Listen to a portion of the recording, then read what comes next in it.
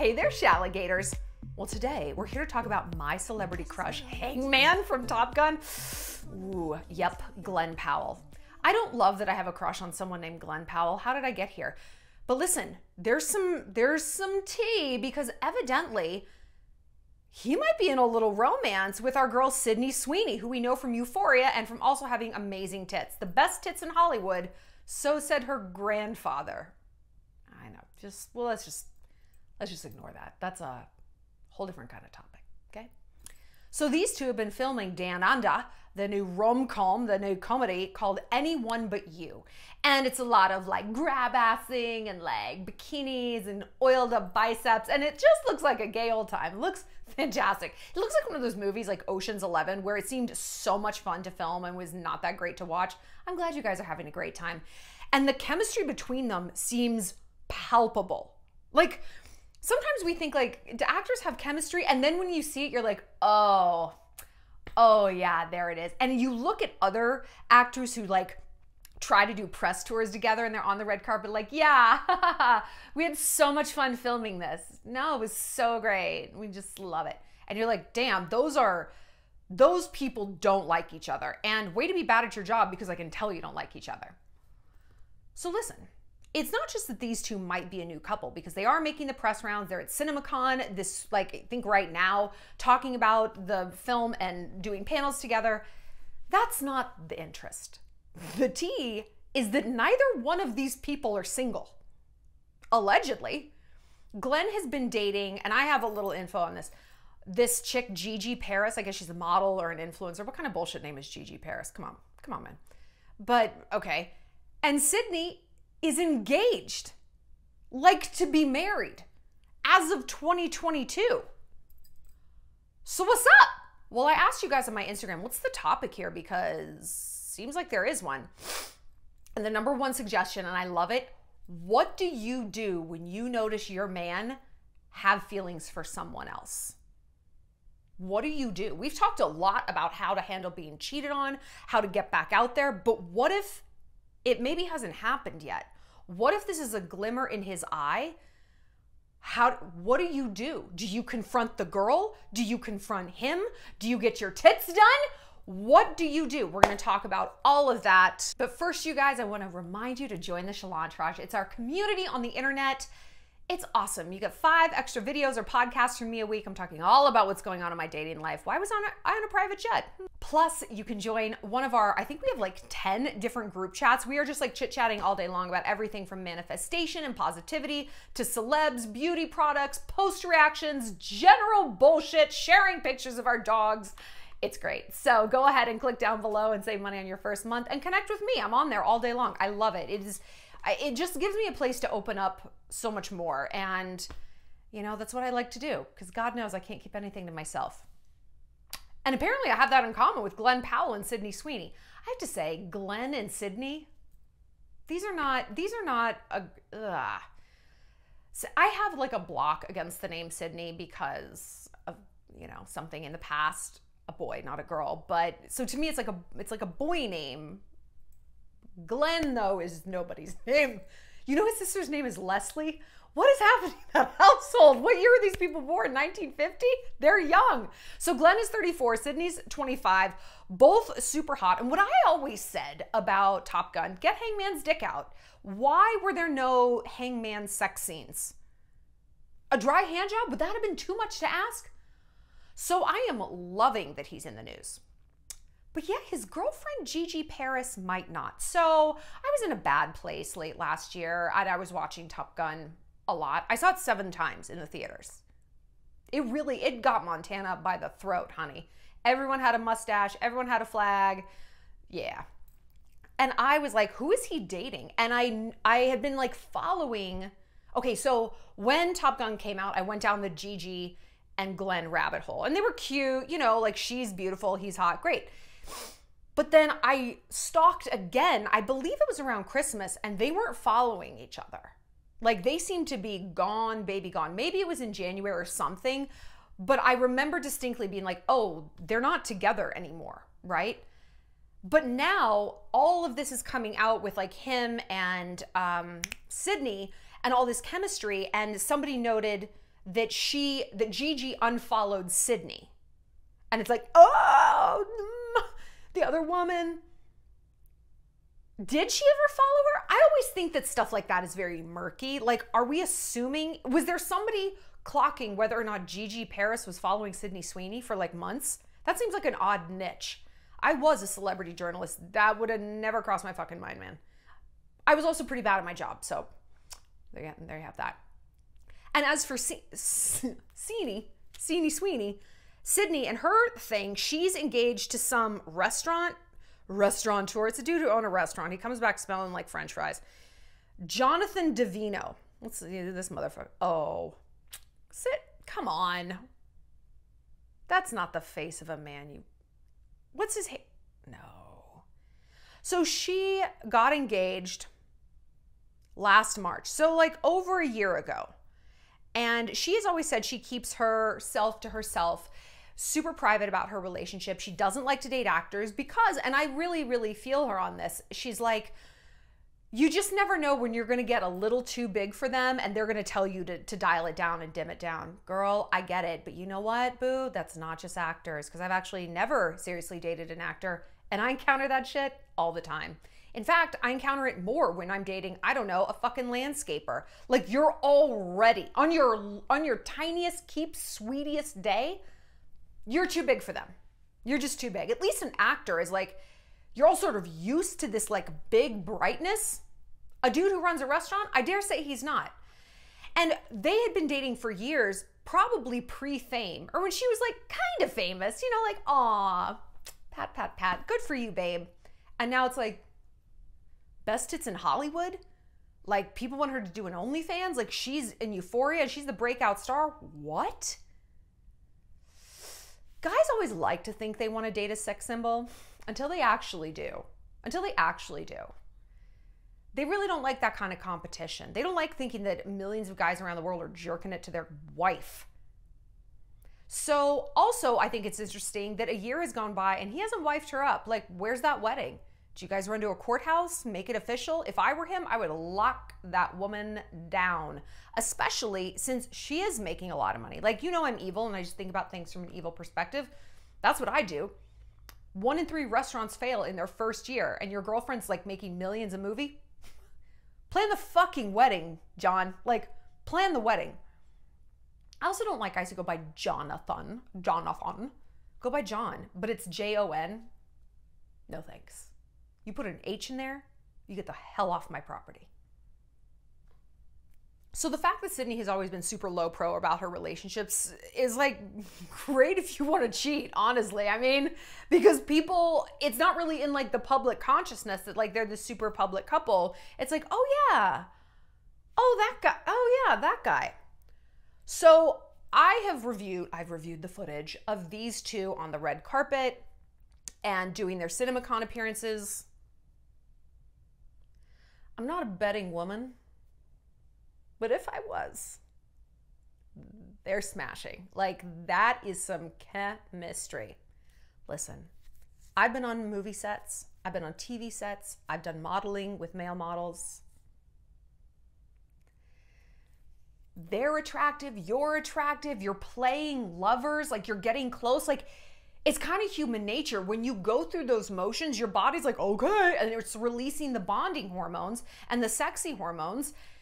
And did I mention that they're both really attractive? And you're like in this beautiful environment, and movie sets and even modeling shoots, like they're just this little bubble, you know? And once you start to ignore the cameras, which is a lot easier than you think. Like I've had my own reality show. Like the cameras really do blend in. At least they did for me because I'm such a ham. Once you can tune out the cameras, anything becomes possible. Like anything becomes possible. It's kind of crazy. So I really don't think either one of these two are good enough actors to fake this level of flirtation if it's not real. And you might be thinking, well, maybe they're just flirting. Almost no one keeps it at just flirting. You know, people oftentimes are only as faithful as their options. And if something is happening in a vacuum, their partner isn't around, again, they're in this environment, this very unique environment where they're pretending to be lovers. They're not like working like an accounting office. You know, they're doing this and they have a chemistry. Why don't I come by your trailer to run lines? Yeah, that's a good idea. I've used that. Works really well, honestly. Really well. We should just block the scene. Yeah, let's just block the scene. So I'm here for it. But listen, like I said, Gigi Paris, whatever kind of name that's supposed to be, probably isn't. What do you do if you're the Gigi? If you are watching your world sort of disintegrate, right? Something you thought was carved into stone is paper mache. What do? I asked some boys, and I asked two men in my life that I trust very, very much, two of my guy friends. They're okay. If you guys watched my Alpha Academy hookup tutorials, the guy who weighed in on that, yeah. And you know, like you remember, like he's super, super smart. By the way, if you join the Shallon Entourage, you get access to all of my sexy session hookup tutorials, plus Eva Week, my dating app course, what else? Shallentine's Day, you get access to all of it. So go ahead and binge that. It's literally worth it just for that, like multiple times over. So I asked them, what do you do if from a guy's perspective, what should a girlfriend do if she notices her boyfriend's eye is wandering and he's got a crush on someone else? Because listen, girls, listen to me. What we are, I believe, taught by society, by not overtly, but by virtue of how competitive women are forced to be with one another, because men have bamboozled us into thinking they are a scarce fucking commodity when they're not. They're literally everywhere. I can see two right outside my window. Hey, Dennis. Hey. They have somehow convinced us to compete for them. No other animal in the animal kingdom does that, but fine.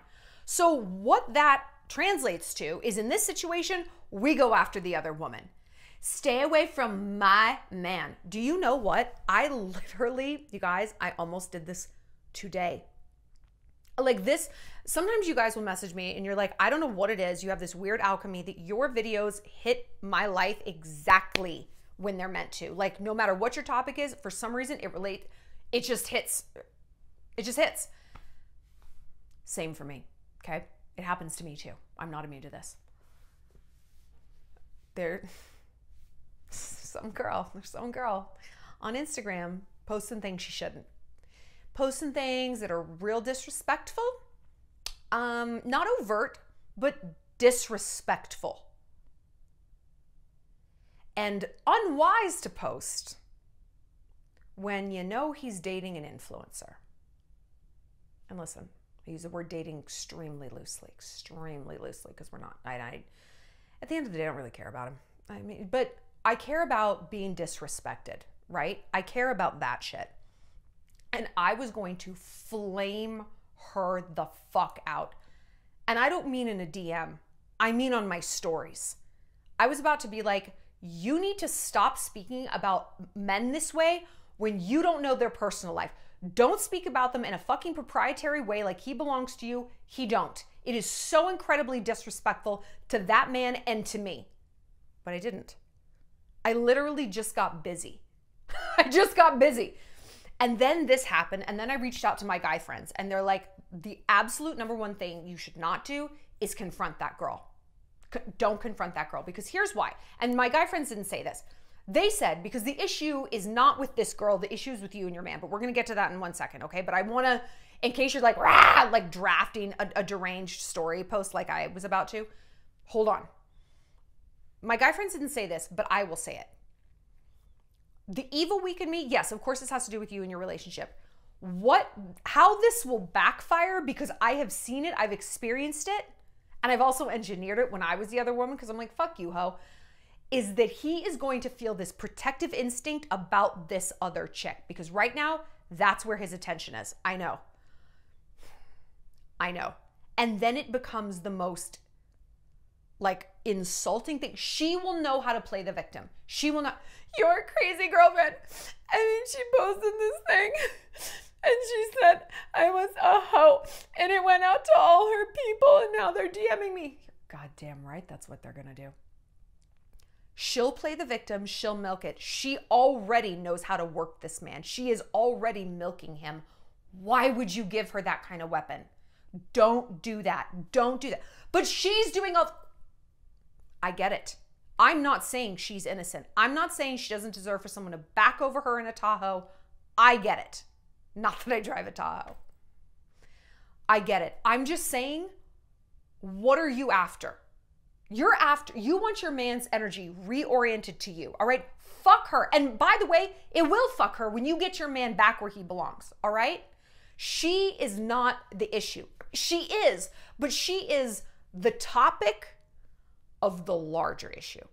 She's just the tip of the spear. She's the getaway car. And getaway cars can come in any color, any model, any make. Doesn't matter. As long as they go. You don't believe me? Look at Tiger Woods. Remember this bitch? He was married to a stunning Swedish woman. And she was like, ride or die for him. Good wife, great mom.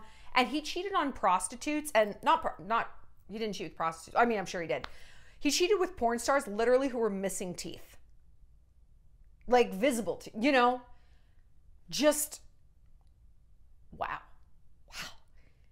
Wasn't about those women.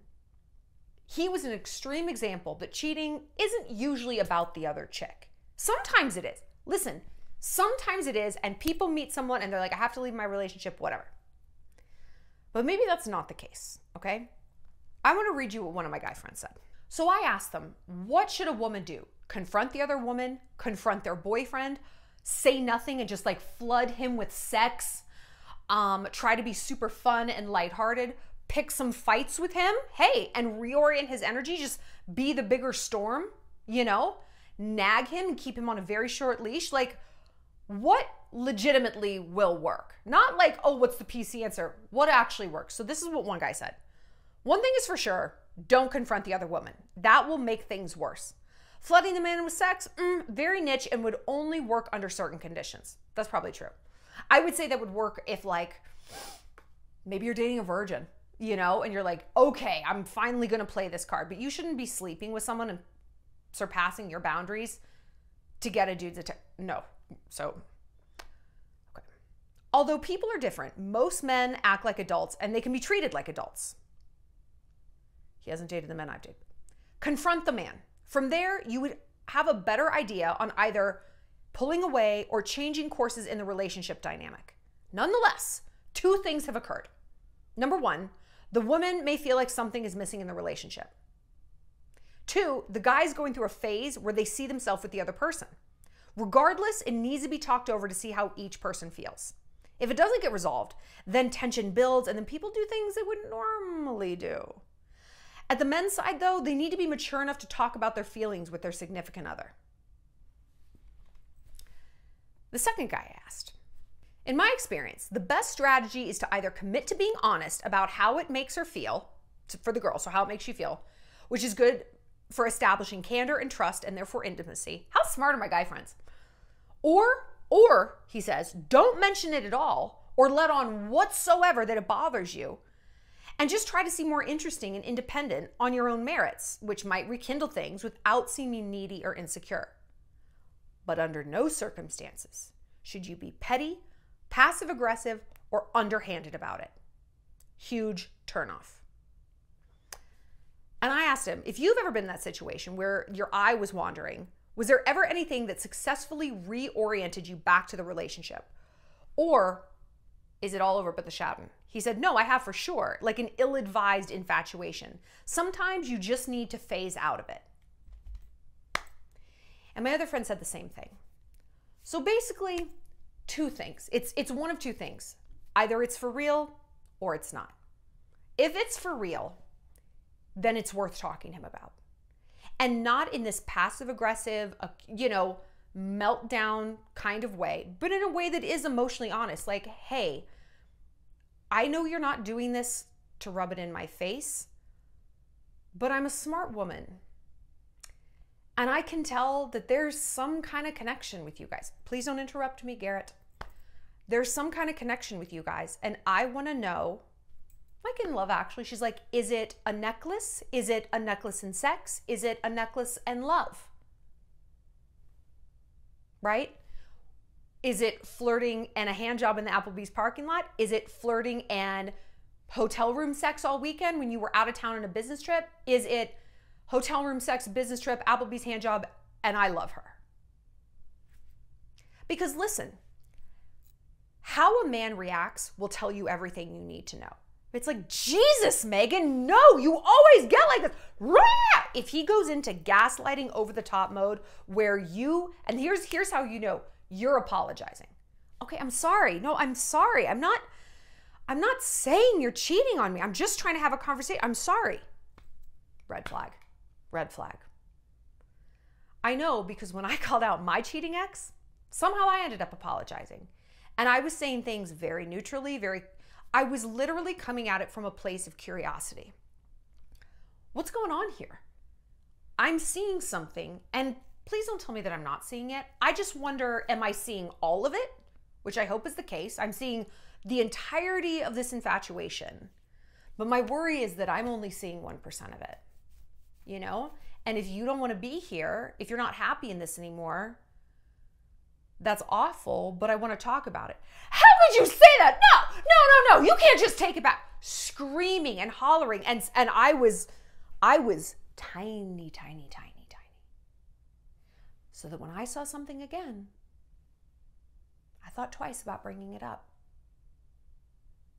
And I'm pretty goddamn strong. So if that shit worked on me, it will work almost on anybody, you know? Not that you're weak, but I communicate and I do this for a living. You know what I mean?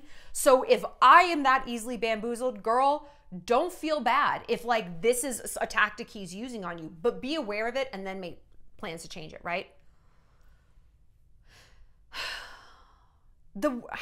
Okay. So if it's, fuck, man. All roads lead to, you have to talk about it with him. Because look, and what I said to my guy friends, like, because we were talking about not confronting the other woman, and they said the same thing. They're like, because it's not about her. I mean, maybe it is, and he loves her, in which case he'll be like, you know what? Yeah, I'm in love with her, and I'm leaving. And that's awful, but at least you know. And again, you've talked about it. Okay. But if it's not, if he's like a serial crush, then there's especially no point in confronting this other chick, because there's going to be another her and another and another and another. And the issue, girl, is it's you. Not you, but it's your relationship with him. Maybe he's a chronic cheater and you could have 3 tits and a velvet lined vagina and it wouldn't make any difference. That's how my ex was. It wouldn't have made any difference. He's cheated on everyone he dated and I was no exception to the rule. I thought I was, which is embarrassing, but I wasn't, you know? Or there is something wrong in your relationship. It takes 2 to tango, and both guys said that almost verbatim. The dynamic that's at play in your relationship has 2 people factoring into it. This is not me saying you deserve to be cheated on and it's your fault. No. You can't look at it. It's like, it's your fault and you deserve it. Stop it. That's a combative attitude. That is a peace versus victory outlook. This isn't a war, it's a collaboration. It's not a battle, it's a baking thing. Like you're cooking something together, right? It's a restaurant. You're trying to do something and create something as a unit.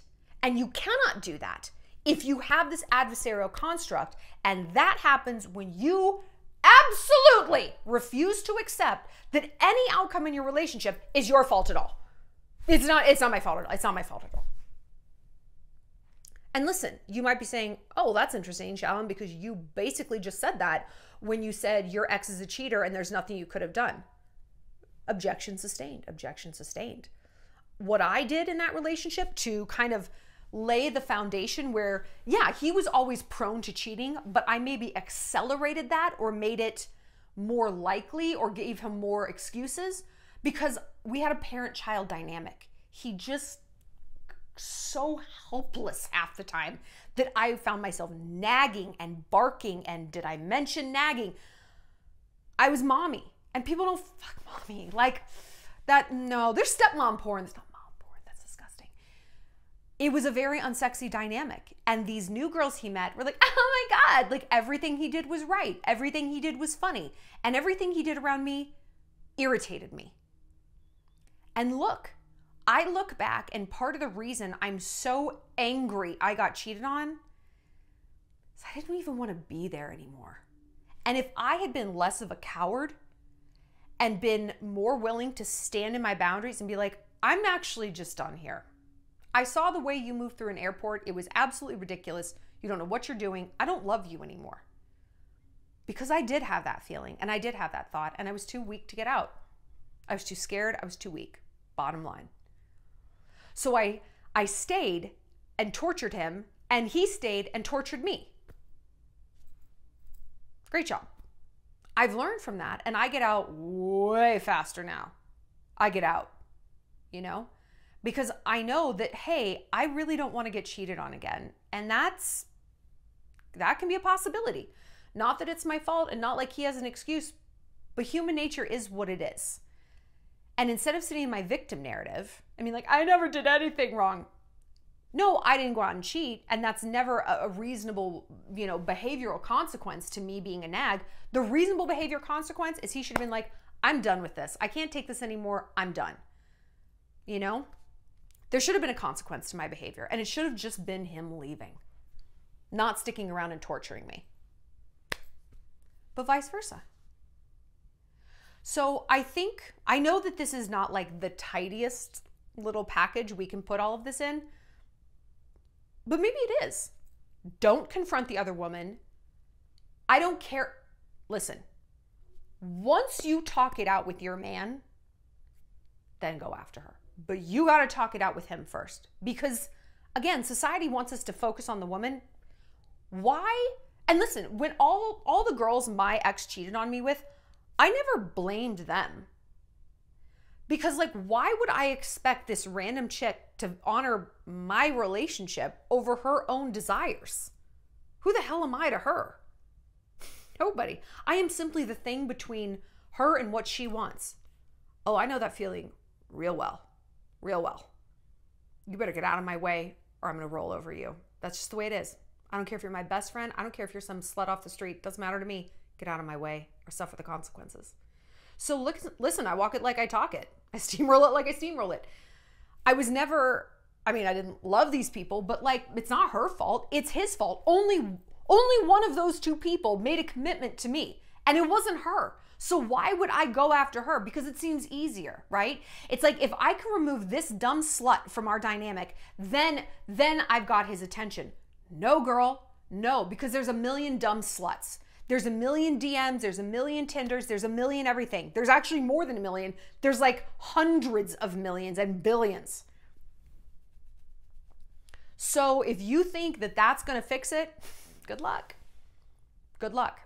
And we do that because to look at the real problem, that takes a lot more emotional bandwidth, much more emotional IQ, much more work, much more honesty. To look at your partner and say, what's actually going on here? To look at yourself and say that.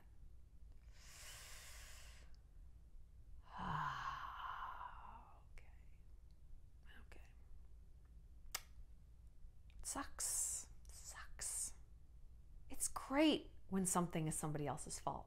It's the best. It's the absolute best, right? I love to see it. But there's only two people you can blame for where your relationship ended up. And even if it's his mama or his intrusive sister or whatever, or with my marriage, I would blame my husband's company. I would blame his work. And finally, our therapist was like, it's not the job. He chose that job. He stays at that job. He likes that job. It's not the job. It's him choosing and staying and liking that job. That's the problem, not the company. The fact that this works for him. I was like, oh, that's really so much worse. It's infinitely worse. So much worse. So sit down, talk it out with your man. I almost wish you could like film it. I know that's weird, but I've been watching a lot of crime shows, and like they always have two detectives interviewing a suspect. One to listen and engage, and one to just watch. Watch the body language, watch the shifting, watch the physical tells, right? And it's so hard for us in these moments where, look, detectives, they don't have any skin in the game. They're not emotional about this. Like, they are as a human being, but not like it's my daughter this guy killed. There's a reason they don't have the parents interviewing a suspect, right? They have a neutral third party. We cannot be that in these situations. It's very, very difficult. I don't know, dude, set up a hidden camera. Is that weird? It is weird. Yeah, no, it's weird. But effective. The ends justifies the means. The ends justify being mean, is what I meant to say. Have you been in this situation?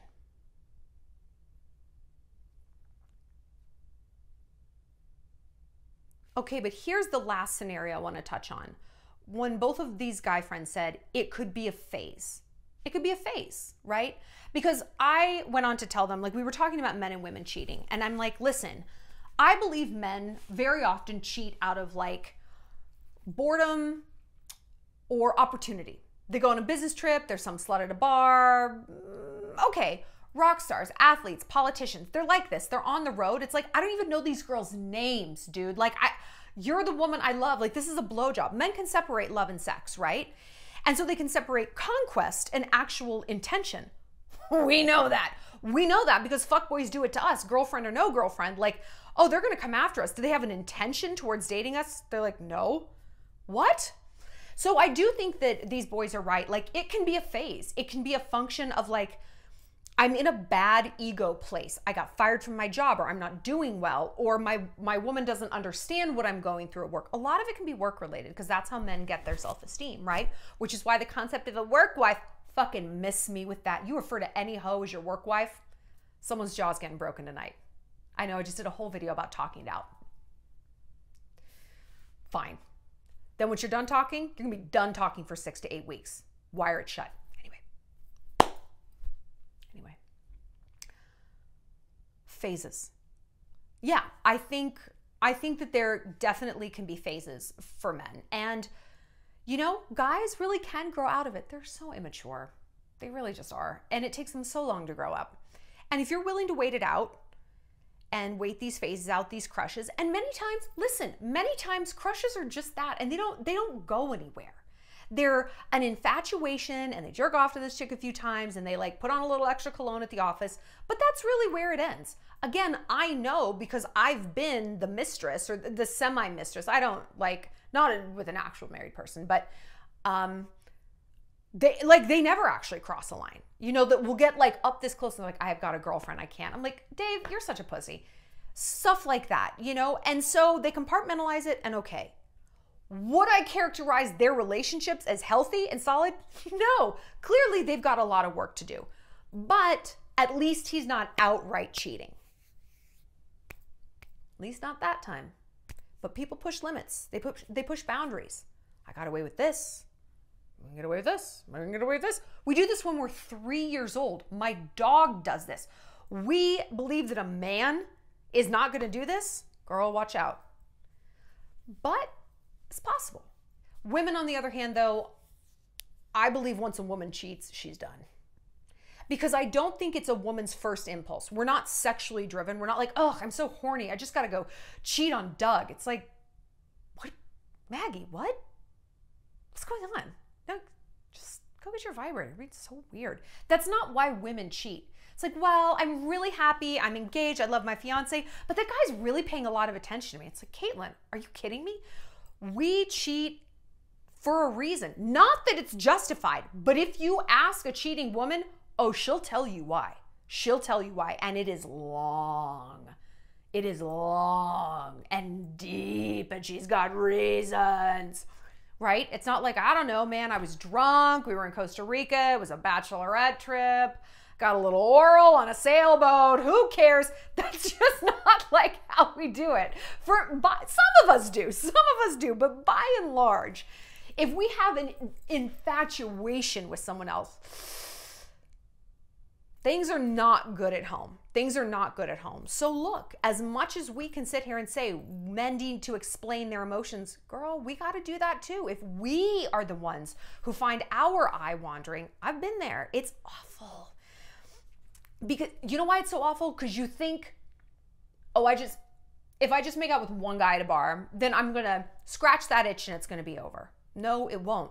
Because the thing that is driving you to do that, the dysfunction in your relationship, chronically being ignored, poor communication, pick your poison, whatever. That kiss from that guy doesn't have anything to do with that. Doesn't make a dent. Makes it worse, actually. Makes it worse. The way that, oh, I have a trauma. Let me add heroin on top of that. Is that gonna help? We're like, no, man, no, it won't. We know that about drugs. Drugs come in different forms. They come in a lot of different forms. Sometimes they drive lifted Ram 1500s. Sometimes they play lacrosse. I want to know your thoughts on this. Have you had a man with a wandering eye? How did you get it back? How did you get it back? I mean, like I said, my guy friends agree, like nagging, underhanded, not the way to do it, not the way to do it. If for no other reason, I don't want to be someone's emotional parole officer. I really don't want to live in a romantic police state where I have to bitch and nag and berate. And where are you? And you're not checking in. I don't want to do that. It sucks. It demeans us both. It demeans us both because it demeans him as an autonomous human being. And it demeans me that, like, damn, this is the only relationship I can get. This dysfunctional one where I'm just like with my rolling pin waiting. And how unsexy. I was that girl. And it only made things worse. Tell me your thoughts. Are you kind of rooting for Sydney and Glen? Again, worst couple name. What should we call them? Sweeney. Something with tits and top tits, tits gun. Top tits maverick? I don't know. Still workshopping that. Tell me in the comments. I want to know your guys' thoughts. Like I said, join the Shallon Entourage. Connect with me more. Get a whole bunch of bonus videos plus access to sexy session hookup tutorials, Evil Week, Valentine's Day, dating app course, which is honestly, it's some of my best work. I love it. All right, Alligators. I'll see you later.